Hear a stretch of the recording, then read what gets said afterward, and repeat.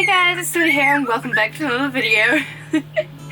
Thank you, Yuki. Today I'm doing another video where I review your guys' pet enclosures that you've sent me. I have done a couple of videos of this before and I get quite a lot of DMs on my Instagram soda pets of your guys' pet enclosures that you want me to review in videos. So I'm going to do that today. So if you want me to do that in my next video, feel free to send them to me to my pet Instagram. I do a lot of different kinds of pets, mainly ones that I've experienced with and know a lot about, like birds, fish, mice, axolotls, and mainly stuff like that. So I just talk a little bit about them and what people can change or add to their enclosures. But do be aware, I don't claim to be an expert or anything like that. I just do have a lot of experience with different kinds of animals and know a lot about them. So you should be doing your own research as well.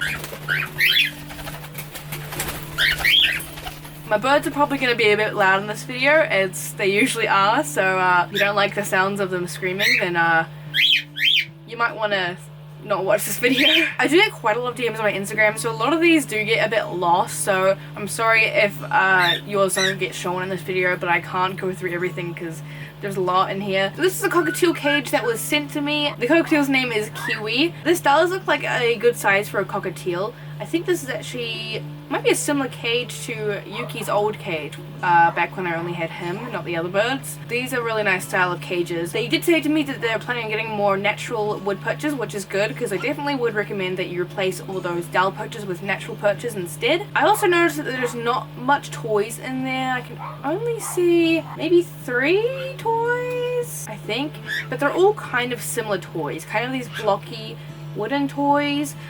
So I would definitely recommend that you get some more toys in there for him. You're definitely going to want some different kinds of toys, like foraging toys, things that he can destroy. Cockatiels can't really destroy toys like this, and destroying the toy is kind of the point of the toy with birds, because they really enjoy that. It's very natural for them to, you know, destroy the toy and get food out of it and stuff like that. Yeah, I'll definitely recommend getting some more toys in there and replacing those wood perches. I also noticed that you have 2 bowls of seed in there, I believe. Anyway, I could be wrong, but it does look like there's 2 bowls of seed in there. I would definitely probably be better off filling one with vegetables instead of just having 2 with seed. But also, I do recommend that you try pellets on your cockatiel as well. Now, I feed my cockatiels both seeds and pellets. Some people recommend just pellets, some people recommend just seeds. It's a very opinionated subject, but I feel comfortable feeding both pellets and seeds, so I have a bowl of both.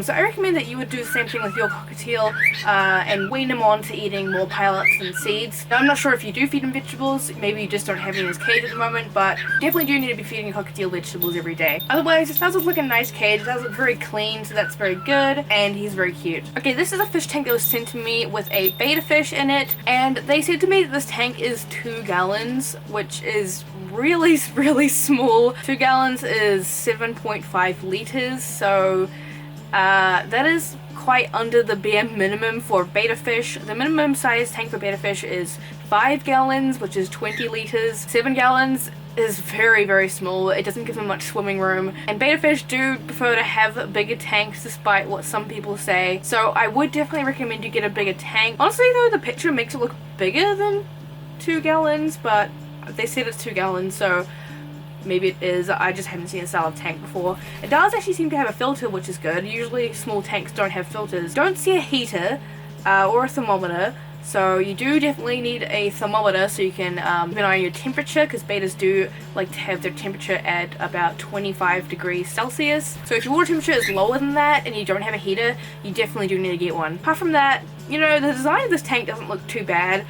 Looks like there's fake plants in there, but they actually don't look too bad, you know. I would recommend real plants as well. That's not technically a must-have, but they do look nicer and can be a bit beneficial for your tank. The design's not too bad. It looks clean, you know, so I'm sure you do care about your fish. This is a mouse enclosure that was sent to me, and they asked me if it was big enough for 2 mice. But they did not give me the dimensions, so I actually don't know how big this is, so I'm just gonna kind of guess. The thing with mice is that they do prefer to have the longer enclosures instead of the tall ones. They really prefer to have the length. They don't need the height, so I can't like say that this is definitely too small because I don't know the actual measurements, but by the pictures it does look like it's probably a wee bit small. Maybe if you turned it on the other side it might be actually the right size, but I'm not sure. Minimum size length for a mouse cage for about 2 mice is 60 centimeters long and 30 centimeters wide. That is the bare minimum for 2 mice, but I would actually recommend a bit bigger. So maybe if you turned your cage to the side, it might be that size.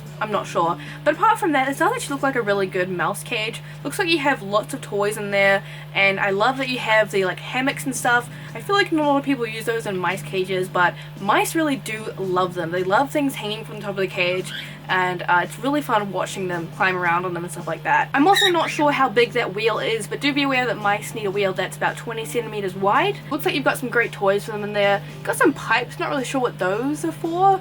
Maybe it's just a wee tunnel for them to go through. I also would recommend that you add more bedding.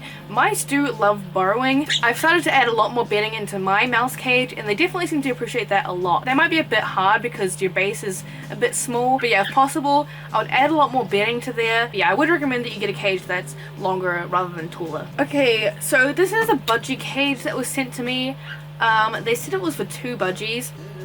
Okay, so I'm gonna be honest, I don't know the exact measurements again, but just by the picture, this does look like a really small cage for 2 budgies. It kind of looks like a travel cage, honestly. And there's also a nesting box in there, which I don't know why. I mean, you really should not put a nesting box in your cage unless you're an experienced breeder that is fully prepared to breed your birds. It's not something that you should just do and have in your cage like all the time, because having a breeder box is encouraging your birds to breed and become hormonal, which you really shouldn't do, especially if you're just like your pet birds, you know. But yeah, this cage does look quite small. Now there is a bit of like conflicting information on what the best size is for 2 budgies, but really you got to think about flying space and wingspan, and budgies are very active little birds. They need room to fly around and spread their wings, and in this size cage there definitely doesn't look like there's enough space for even maybe 1 bird to fly around. There's also only like 2 or 3 little perches in there that aren't even big. One of them's a swing, I think. Yeah, you do need more perches than that too, and then you do need to be natural perches as well, and some more like foraging toys too, but obviously you can't fit that much in this size cage. So I highly recommend that you please do get a bigger cage for your budgies.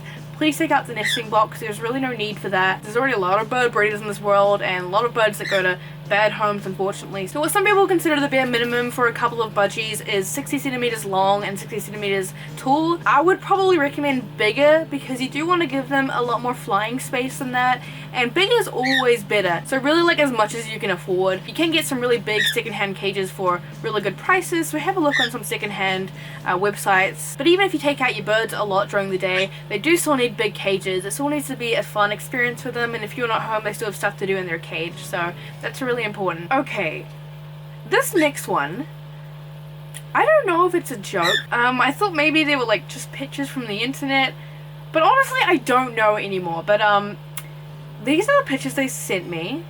I can't really tell what these fish are because the photo quality is quite bad, but they're in like a glass bowl, like a, you know, like a salad bowl.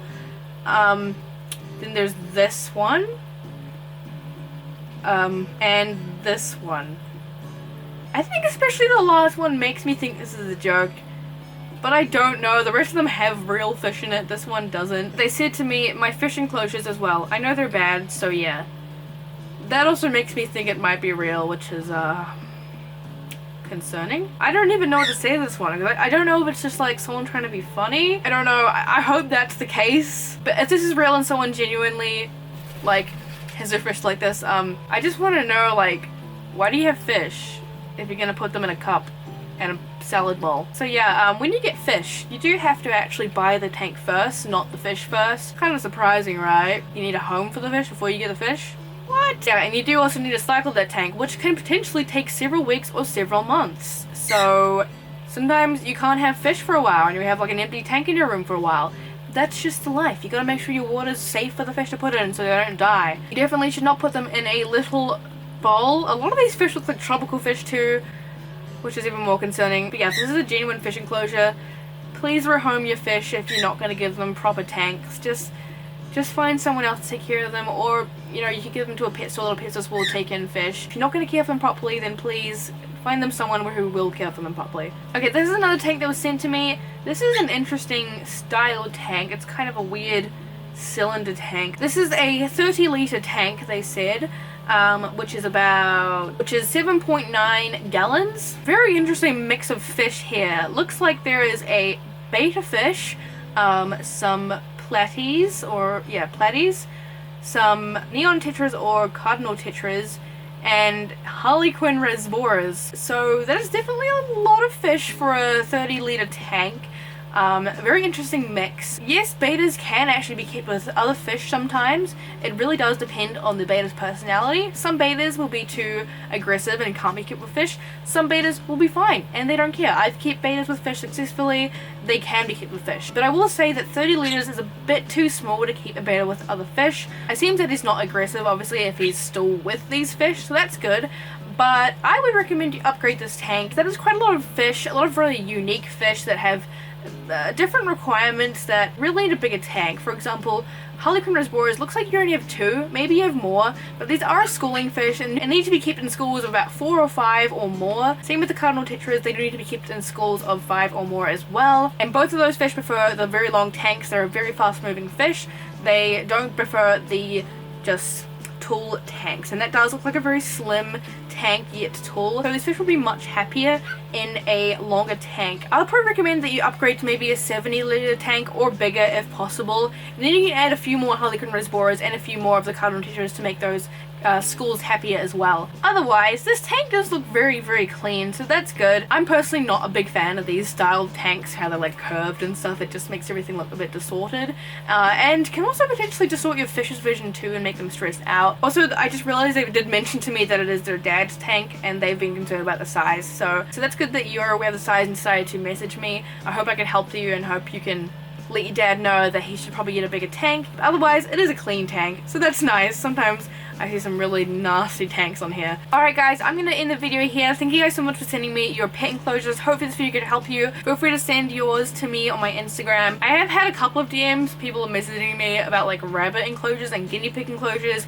I really don't feel comfortable like reviewing those because I don't have any experience with guinea pigs or rabbits. So I'm not going to review any of those enclosures.